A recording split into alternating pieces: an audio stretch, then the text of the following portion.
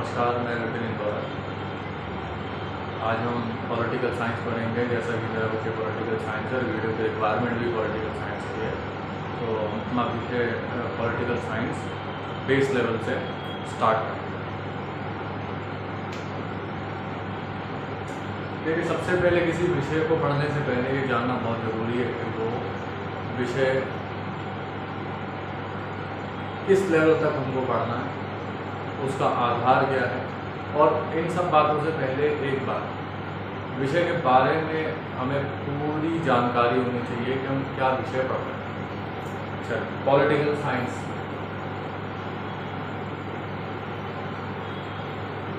Political science English में political science बोलते हैं, ऐसा सब जानते हैं आप लोग। और हिंदी में इसे बोला जाता है क्या? राजनीतिक विज्ञान। अब विषय के बारे में जानने के लिए हमको पढ़ना है उसको और उसको समझना है, तो विषय के बारे में भी जानना बहुत जरूरी है। जैसे कि राजनीतिक विज्ञान, अगर हम इसका संधि विच्छेद करते हैं, अगर हम इसे तोड़ते हैं, तो तोड़ने में कुछ इस तरीके से ये टूटेगा, जैसे राज्य और प्लस नीति। अब राज्य प्लस नीति, जैसे इंडिया के अंदर बहुत सारे राज्य आपस में मिलके एक भारत बनाते हैं, उसी तरीके से हर राज्य, यानी कि हम कह सकते हैं कि प्रत्येक राज्य की अपनी नीति होती है। क्या? अपनी नीति। और इसी नीति को, यानी कि पॉलिसी, यानी प्रत्येक राज्य की अपनी अपनी नीतियां होना, दैट इज राजनीति। ठीक है, वो राजनीति कहलाता है। अब इसमें विज्ञान क्या करता है? ये विज्ञान किसी सब्जेक्ट के साथ, ये विज्ञान भाई, विज्ञान की अगर हम बात करें तो ये तो साइंस का सब्जेक्ट हुआ। विज्ञान जो बात कर रहा है वो तो साइंस के बारे में बात कर रहा है, विज्ञान साइंस ही होगा। अब ये विज्ञान शब्द यहाँ पे क्या कर रहा है, आपको परेशान करेगा, इसलिए इसको भी समझ लेते हैं। जैसे साइंस के विषय में अगर हम बात करें, इन साइंस के विषयों के लिए क्या होती है? लैब। यानी कि जो भी साइंस के सब्जेक्ट्स हैं उनके लिए लैब्स होती हैं।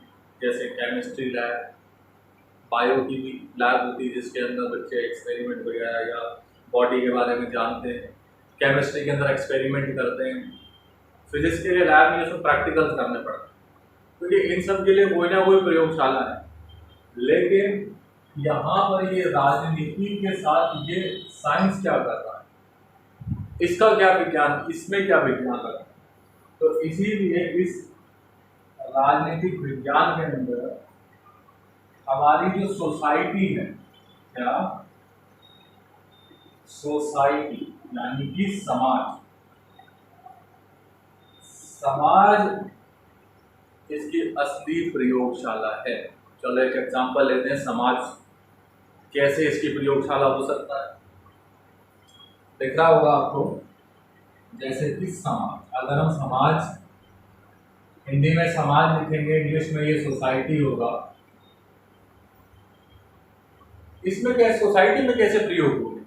सोसाइटी में बहुत सारे प्रयोग होते हैं। जैसे कि देखो, एक एग्जांपल ले लेते हैं, बेटर तो सबको पता ही है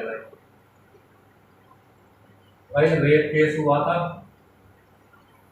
निर्भय, जिसके अंदर पूरा देश हिल गया था। कहाँ हुआ था? हुआ तो वो दिल्ली में था, लेकिन हमारे समाज ने उसको एक्सेप्ट नहीं किया। वो ऐसा घिनौना अपराध था, जघन्य अपराध था, हीनियस क्राइम था, जिसको एक्सेप्ट नहीं कर सकता। हमारी सोसाइटी में ही हुआ और हमारे सोसाइटी के लोगों ने ही किया। तो उस सोसाइटी के अंदर ये बहुत बुरा काम इन लोगों ने किया, जो कि बहुत ही जघन्य और बहुत ही घिनौना अपराध था।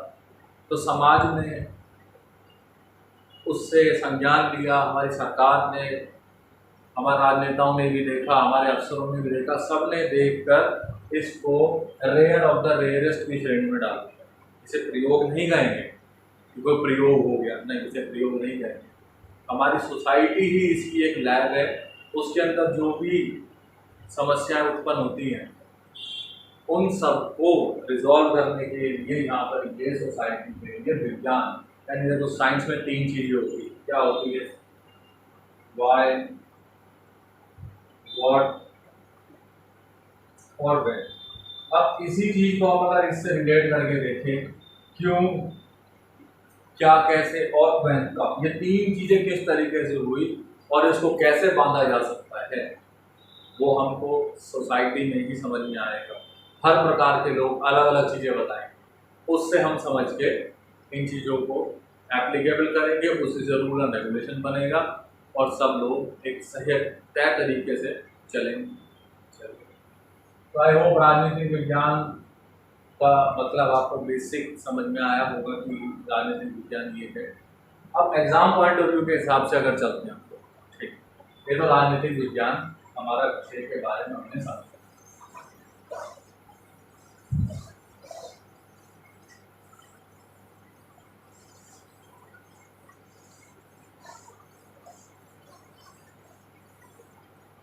अब जैसा कि रिक्वायरमेंट रहती है कि इसकी, चाहे एसएससी हो, चाहे यूपीएससी हो, या एक्स वाई जेड, यानी कोई भी कॉम्पिटिटिव एग्जाम, उसके अंदर बेसिकली इन लोगों को राजनीति के बारे में आपको पता तो होना चाहिए, लेकिन इनको आपकी नॉलेज चाहिए क्या? कॉन्स्टिट्यूशन या संविधान, यानी ये आपसे बहुत ज्यादा जानना है कि हमारे संविधान में किस तरीके से संविधान में प्रावधान है, कैसे हमारी राज्यसभा चलती है, वो पूरे हमारे संविधान में लिखा है। ठीक है, तो एग्जाम के अंदर आप सबसे ज्यादा इस एरिया से पूछा जाता है। आपसे अनुच्छेद पूछेगा, आर्टिकल्स पूछेगा, आर्टिकल्स पूछ लेगा, आपसे फंडामेंटल राइट्स, फंडामेंटल राइट्स आपसे पूछ लेगा, राज्यसभा, लोकसभा, ये सब चीजें आपसे पूछेगा और आपको बताना पड़ेगा। ऑब्जेक्टिव बेसिस के ऊपर ये लोग पूछते हैं, लेकिन आपका बेसिक जो है, आपका जो बेसिक लेवल है वो होना चाहिए आपका क्या? वो आपका क्लियर होना चाहिए। ठीक है, चलिए आगे बढ़ते हैं।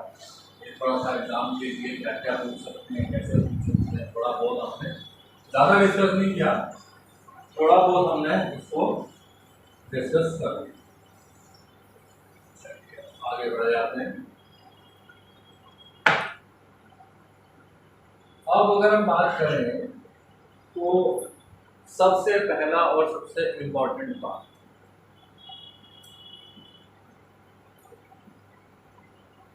राजनीतिक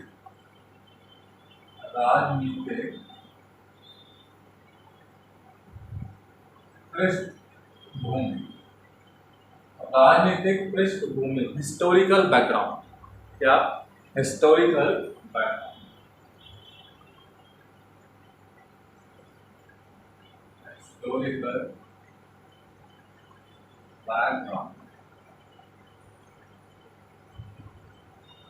देखो भाई, संविधान को बनने में कोई हिस्टोरिकल बैकग्राउंड रहा होगा, उसकी कुछ राजनीतिक पृष्ठभूमि भी रही होगी, ये जानना भी बहुत ज़्यादा ज़रूरी है हमको कि उसकी क्या राजनीतिक पृष्ठभूमि रही, कैसे संविधान बना, कैसे आया, कैसे हमारे देश में पार्लियामेंट्री सिस्टम आया, कैसे राज्यसभा एक्शन करती है, कैसे लोकसभा एक्शन करती है, कैसे हमारे राष्ट्रपति प्रेसिडेंट कैसे काम करते हैं, कैसे गवर्नर काम करते हैं, ये सब बेसिक चीज़ें जानना बहुत ज़्यादा ज़रूरी है।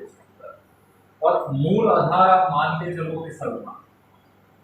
अब संविधान का मतलब ये नहीं कि आपको एडवोकेट बनना है, सारे आर्टिकल आने चाहिए, आईपीसी आना चाहिए, सीआरपीसी नहीं, आपको बेसिक चीजें पता होनी चाहिए। और बेसिक चीजों से ही क्वेश्चन डायरेक्ट आपके पेपर में आते हैं। जैसे कि क्वेश्चन में डिस्कस कर रहा हूँ,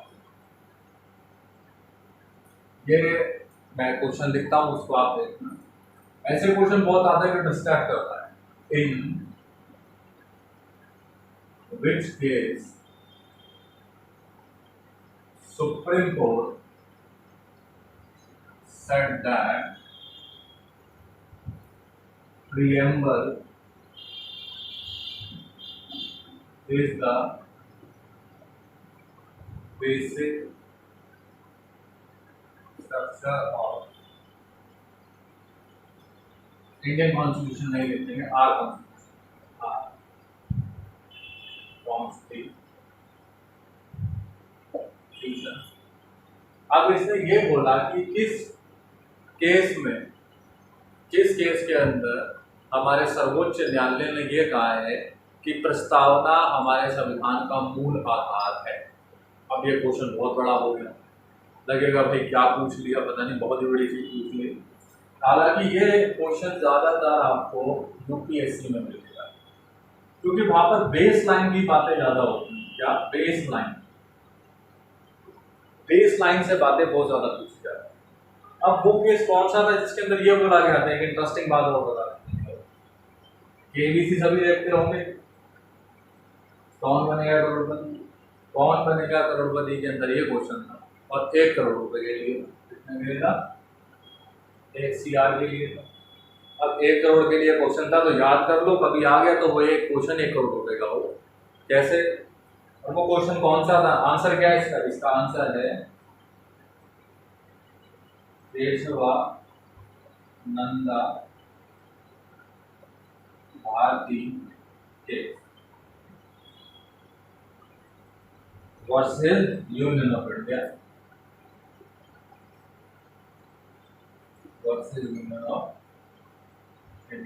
केशव नंदा भारती बनाम भारतीय संघ, हिंदी में ये होगा क्या? केशव नंदा भारतीय बनाम भारत संघ या राज्य संघ हम कह सकते हैं, क्योंकि राज्य संघ और भारत संघ कहने में दोनों में कोई डिफरेंस नहीं। सही मायने तब इन दोनों में डिफरेंस कैसे नहीं है भाई? अगर हम भारत की बात करें, इंडिया की बात करें, इंडिया के भी 4 नाम हैं, भारत, हिंदुस्तान, आर्यव्रत और क्या है? इंडिया। 4 नाम है इसके। अब हम बात करें तो भाई भारत राज्यों का संघ, भाई सही बात, भारत राज्यों का जो संघ है, इतने सारे राज्य आपस में मिलते हैं, जब सब राज्य आपस में मिलते हैं तब जाके उसको एक नाम दिया जाता है, क्या? इंडिया। और ये बोलता कौन है? ये बोलता है आर्टिकल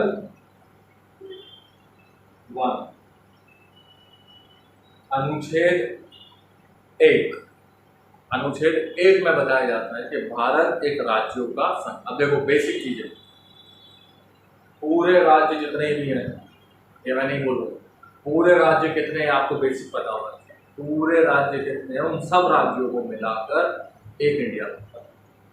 और उसको आर्टिकल, हमारा जो संविधान है वो आर्टिकल 1 के अंदर बनाता है कि भारत एक राज्यों का संघ है। सीक्वेंस में नहीं ले रहे हैं, सीक्वेंस में अगर जब हम इसको लेकर के चलेंगे तो बहुत एक सीक्वेंस के तरीके से सारी चीजें सिस्टमैटिक लेके 1 बाय 1। आप बेसिक अपना आर्टिकल्स पे फोकस रखना बहुत ज़्यादा ज़रूरी है।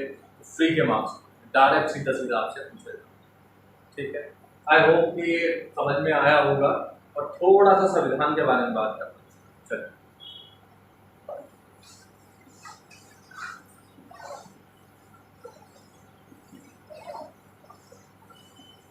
थोड़ा सा संविधान के बारे में बात करते हैं। देखो, हिंदी में संविधान, इंग्लिश में सबको पता ही होगा भाई, कॉन्स्टिट्यूशन।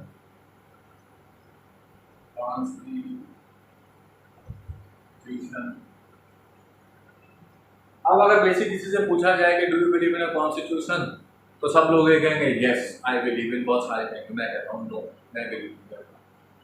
अब ये सुन के सबको अजीब लगेगा कि ऐसे कैसे बोला। कॉन्स्टिट्यूशन मेरा मानना, उसमें बिलीव करना मेरी मजबूरी नहीं है। सबसे पहले आप कहते हैं do you believe in a constitution, हर आदमी एवरी पर्सन यही करेगा yes I believe in constitution. लेकिन उनसे जैसे ही क्वेश्चन आप रख दो क्या, वाई, अब वाई बोलते ही सबके अलग अलग कॉन्सेप्ट आ जाते हैं निकल। कोई ये कहता है कि हमारी मजबूरी है, फलाना ढिमकाना, हमको आज़ादी मिली है, ये मिला है, वो भी मिला है। अरे मिला है सब, लेकिन क्यों, वाई, किस लिए मानते? आपकी मजबूरी है। मजबूरी से कोई चीज़ ठीक नहीं, मजबूरी मानने से आप उसको मानने लग जाओगे कॉन्स्टिट्यूशन। बहुत लोग ऐसे जो कॉन्स्टिट्यूशन में बिलीव नहीं करते। Personally I believe in constitution. उसके पीछे वाई के बहुत सारे कारण भी है, रीजन भी है। अब मैं सबसे पहले आपको एक बात बताता हूँ। कोई पूछता है do you believe in constitution, simple सी बात है, मैं कहूँगा यस। अब उसका आंसर क्या है? Constitution gives us a reason to consider it as a constant, it as a constant। अब ये रीजन कौन से हैं? देखो भाई, मुझे बहुत सारे रीजंस देता है। क्या देता है? और रीजंस मुझे मिलेंगे। आपका अच्छा दोस्त कौन है? आपकी पिटाई हो रही है, आपका दोस्त बात किया, अब आपका दोस्त है, आप कोई बात नहीं करोगे। ह्यूमन नेचर है, आप बातें नहीं करोगे। किस लिए बात नहीं करोगे? क्योंकि उसने समस्या में, मजबूरी में आपका आपकी मदद ही नहीं, आपको कारण ही नहीं, आपका कारण ही नहीं बचा वो। अगर वो आपको बचाता तो आप उसको बिलीव करते। कॉन्स्टिट्यूशन मुझे रीजंस देता है, इसलिए मैं इसे कॉन्स्टिट्यूशन मानता हूँ, मजबूरी से नहीं मानता। सबसे पहला ये मेरा क्या करता है, ये मुझे फंडामेंटल राइट्स प्रोवाइड कराता है। क्या प्रोवाइड कराता है? Fundamental rights. अब इस फंडामेंटल राइट्स यानी कि हिंदी में बोले तो मौलिक अधिकार, मुझे यह मौलिक अधिकार देता है।